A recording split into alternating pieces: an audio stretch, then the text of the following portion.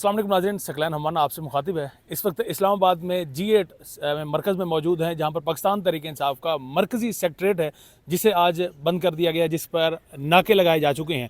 ये वो सेक्रेटरेट है, सबसे पहले अगर आपको इसकी थोड़ी सी हिस्ट्री बताते चलें, जहाँ से पाकिस्तान तहरीक इंसाफ के ऑल ओवर तमाम मामलात को देखा जाता है। चंद ही दिनों पहले यहाँ पर बैरिस्टर गौहर की जानिब से भी प्रेस टॉक की गई, और इस तरह के जितने भी ओवरऑल पाकिस्तान तहरीक इंसाफ जो हैंडल हो रही है, वो आप कह सकते हैं कि उसका मरकज़ी दफ्तर यही है, G8 सेक्रेटरेट है, जिसे आज बंद किया गया है। इस वक्त मेरे साथ नॉर्थ के जो इंफॉर्मेशन सेक्रेटरीज हैं वो मौजूद हैं, अफरा सियाब साहब और कामरान। तो इन दोनों से जानेंगे कि आखिर किन वजूहात पर इनको क्या लगता है कि क्यों बंद किया गया, क्या हलचल हो रही थी पाकिस्तान तहरीक इंसाफ के अंदर जिसकी वजह से इस दफ्तर को बंद करने की ज़रूरत पेश आई। अस्सलाम वालेकुम। वालेकुम अस्सलाम। सर, सबसे पहले तो ये बताएं कि इस दफ्तर को बंद क्यों किया गया, लॉक क्यों लगाया गया, और फिर देख रहे हैं कि यहाँ पर पुलिस भी मौजूद है और नाका भी लगाया जा चुका है। देखें, मैं फ़र्स्ट ऑफ़ ऑल आपका शुक्रिया अदा करना चाहूँगा कि आपने इस प्लेटफॉर्म से मौका दिया कि हम अपनी बात कह सकें। दूसरा जो सबसे अहम जो इस वक्त जितने भी ये जो इलेक्शन कमीशन है वो उसने एक मतलब खामोशी इख्तियार की हुई है। वो अपने ही जो ज़ाब्ते और जो अमलदारी है उसको मतलब वो नहीं उस तरह से नहीं कर रहा नहीं जो करना चाहिए उसको था। इस्तेमाल में लाते हुए वो कर हमें लेवल प्लेइंग फील्ड नहीं दे रही। अब दूसरी बात ये है कि एक सियासी जमात, ठीक है, जिसका इलेक्शन कमीशन की लिस्ट में नाम मौजूद है, उसको आप पॉलिटिकल एक्टिविटी करने से रोक रहे हैं। ये गैर आइनी और गैर कानूनी है। दूसरा, ये जो एक तासर के ऊपर काम कर रहे हैं वो ये है कि हमने इनको दबा दिया है, ये ख़त्म हो गए हैं। तो ये इलेक्शन 8 फरवरी को आ रहा है, ठीक है। इन्होंने ये बहुत बड़ा ब्लंडर जो किया वो ये किया है कि इन्होंने इतना ज़ोर दिखाया और इतनी फस्तायत दिखाई है, उसके बावजूद अगर पाकिस्तान तहरीक इंसाफ के हमारे याफ्ता लोग सीट्स ले गए तो तब ये लोग क्या मुंह दिखाएंगे और कैसे अपने आप को सेफ सिक्योर करेंगे, वो एक क्वेश्चन है। आज यहाँ पर क्या हलचल थी, मेरा जो सवाल था बेसिक, जिसकी वजह से ये ताला भी लगा और ये नाका भी लगाया गया, आप मुझे बताइएगा। जी, जैसे कि सब आगे आ जाए। जी तमाम आवाम और इस मुल्क के जो बाशिंदे हैं उनको पता है कि कल इमरान खान साहब को 10 साल की सज़ा दी गई है साइफर केस में, और आज 14 साल की सज़ा तोशाखाना में जी नैब केस में दी गई है। तो जैसे कि हर पार्टी का भी होता है कि मशावरती इजलास ऐसे मौक़ों पे होते हैं, तो आज जो है हमारा ये इजलास पूरे पाकिस्तान में इजलास हो रहे हैं, जैसे कि सेंट्रल का यहाँ पे हो रहा है और बाकी जो प्रोविंसेस हैं उनके कैपिटल जो हैं वहाँ पे हो रहे हैं। तो आप ये देख रहे हैं अभी पुलिस ने ये नाकाबंदी की हुई है, क्योंकि ये देखें एक नॉर्मली इजलास होते हैं, कोई भी पार्टी जो है कोई ऐसा अनएक्सपेक्टेड मामलात होते हैं तो उसमें इजलास अपने मुनक्कद करती है। लेकिन अभी तक हमें नहीं पता है कि सरकार की जानिब से ऐसा नाकेबंदी और ऐसा सील जो ऑफिस किया गया है वो क्यों किया गया है।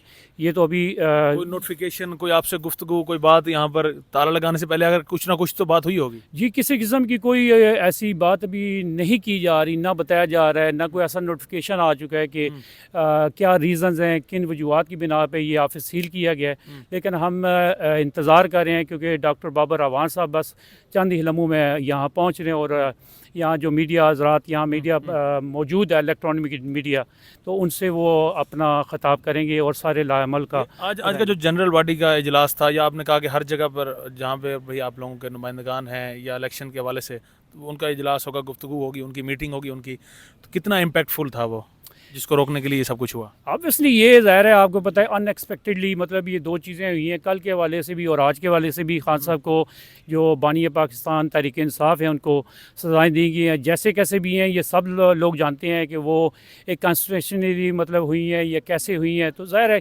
एक गैर मुतवक्का सिचुएशंस को जो है हम पार्टी हैंडल करने जा रहे हैं। तो ये हमारा जैसे एक जो इजलास होने जा रहा था कि हम इंट्रा पार्टी इलेक्शन का भी हमें जो कहा गया था कि भाई ये गलत हुए हैं या ऐसी सिचुएशन है, इस पर भी हमने बात करनी थी और मामलात पे बात करनी थी। तो ये एक इजलास हैं जो पूरे पाकिस्तान में होने जा रहे हैं। तो इसी सिलसिले में ज़ाहिर है सेंट्रल में भी ये जो इजलास है ये मुनक्कद होने जा रहा था। बल्कि आप देख सकते हैं कि वहाँ पे सारे जो इंतज़ाम हो चुके हुए हैं, लेकिन जी बिल्कुल, तो वो इस वक्त सील किया जा चुका है, किसी बंदे को अंदर आने नहीं दिया जा रहा है, और न ही हमें बताया जा रहा है कि भाई किन वजूहात की बिना पर इन्होंने ये ऑफिस सील किया और क्यों नाके लगाए हुए हैं। अब आपके लीडर को 14 साल की आज सज़ा हुई, 10 साल की कल इससे पहले सज़ा हुई, 10 साल के लिए नाअहल भी हो चुके हैं, तो उस हवाले से अब पीटीआई को क्या ख़त्म समझें, ख़त्म शुद्ध? नहीं, अल्हम्दुलिल्लाह ऐसी बातों से ना कोई जमातें ख़त्म होती हैं, ना ऐसा हुआ है। नवाज़ शरीफ को भी पहले सज़ाएँ हुई हैं, फिर मुअत्तल भी हुई हैं, सब ने देख लिया है कि क्या कुछ हुआ है। ना इन चीज़ों से कोई जमातें ख़त्म होती हैं, ना लीडर ख़त्म होते हैं, ना कारकुनान ख़त्म होते हैं। कारकुनान PTI के अपनी जगह पर जमे हुए हैं, कुंदन बन चुके हुए हैं। वो जो कोशिशें की जा रही हैं, वो उनकी कोशिशें कभी भी बिरोकार नहीं आ सकती, और ना ही हम धमकियों से डरेंगे इंशाअल्लाह ताला। आपसे आखिरी मेरा सवाल है, आपने मास्क लगाया हुआ है तो ये भी तासुर जा सकता है कि शायद आप डर खौफ की वजह से ऐसा कर रहे हैं। नहीं, अल्हम्दुलिल्लाह, शुक्र अल्हम्दुलिल्लाह जी, ऐसी कोई बात नहीं है। हम एक रिप्रेजेंट कर रहे हैं अपनी पार्टी को। डर खौफ जिस तरह फैलाया जा रहा है, ज़ाहिर है वो चीज़ें तो बहुत ज़्यादा हैं, लेकिन जब रिप्रेजेंट करना है तो फिर सामने आके हम करते हैं। अल्हम्दुलिल्लाह हमने निकाब भी उतार दी है, शुक्र अल्हम्दुलिल्लाह। हम इनके निकाब इंशाल्लाह जल्दी उतारेंगे। आप मैं कुछ कहना चाह रहे इसके थे? हवाले से जो है ना, अभी कामरान साहब एक बात कह रहे थे तो उसको कंटिन्यू करूँगा। वो ये है कि इमरान खान की और जो नवाज़ शरीफ की सज़ाओं में जो फ़र्क है ना, वो मैं पहले आपको बता दूं कि नवाज़ शरीफ और शहबाज शरीफ और उनके खानवादे को जो सज़ाएं माफ़ की गई हैं, ठीक है, वो कानून तब्दील करके की गई हैं। अगर वो पाकिस्तान के कवानीन को तब्दील ना किया जाता तो आज वो चौथी दफ़ा वज़ीर आज़म का नारा नहीं लगा सकते थे। इमरान खान साहब को की जो सज़ाएं मुअत्तल होंगी या ख़त्म होंगी, वो पाकिस्तान के जो मौजूदा कवानीन हैं उन्हीं के तहत होंगी। उनके लिए हम पाकिस्तान के मतलब हम इक़्तिदार में आके उनकी सज़ाएं माफ़ करने के लिए कोई कवानीन तब्दील नहीं करेंगे। तो ये एक बुनियादी फ़र्क है जो आपके तवज्जो से लोगों को बताना भी है और समझाना भी है कि नवाज़ शरीफ और इमरान खान में बुनियादी फ़र्क ये है कि उनको माफ़ करने के लिए कवानीन बदले गए हैं। इमरान खान के को माफ़ी की तो हमें ज़रूरत नहीं है, ठीक है, और ना माफ़ी मांग रहे हैं हम। ये जो सज़ाएं ख़त्म होंगी ये इन्हीं कवानीन के तहत होंगी। फैसले अदालत ने दिए हैं, जज अबू हसन ज़ुल्करनैन की कोर्ट ने एक फ़ैसला दिया है, एक जज बशीर की कोर्ट ने फ़ैसला दिया। तो आप जुडिशरी के मतलब आप कह रहे हैं कि जो उनको सज़ाएं हुई हैं, जो इमरान खान को सज़ाएं हुई हैं, वो मेरिट पर नहीं हुई? जी, मेरिट का तो अंदाज़ा आप यहाँ से कर सकते हैं कि उनको ट्रायल कोर्ट के अंदर जिरा का हक भी नहीं दिया गया। तो मैं तो बल्कि पाकिस्तान की जो जुडिशरी है, मैं तो उसका शुक्रगुजार हूँ, मैं उनका मशकूर हूँ। मैं तो पाकिस्तान तहरीक इंसाफ के बल्कि जो कारकुनान और जो सोशल मीडिया के लोग हैं, मैं उनको कहना चाहूँगा कि आप इनका शुक्रिया अदा करें कि इन्होंने हमें वो प्लेटफॉर्म मुहैया किया है जिसके ऊपर हम आसानी के साथ खान साहब की जो फ़ाइट है वो हम अगेन पावरफुल तरीके से लड़ सकते हैं। और हमें ये जो कमज़ोर फ़ैसले हैं ट्रायल कोर्ट के, ये आगे किसी भी जो कोर्ट में जब जाएंगे तो ये ख़त्म हो जाएंगे, दूसरा ये ख़त्म हो जाएंगे इनकी दूसरी ये चीज़ है, देखें आप, ये ट्रायल कोर्ट है और यहाँ पे जैसे कि आपने इलेक्ट्रॉनिक मीडिया और सोशल मीडिया सबसे ये सुन चुके हैं कि शाह महमूद कुरैशी साहब हैं या इमरान खान साहब हैं और उनके जो वकला हैं उनको डिफेंस का मौका ही नहीं दिया गया है।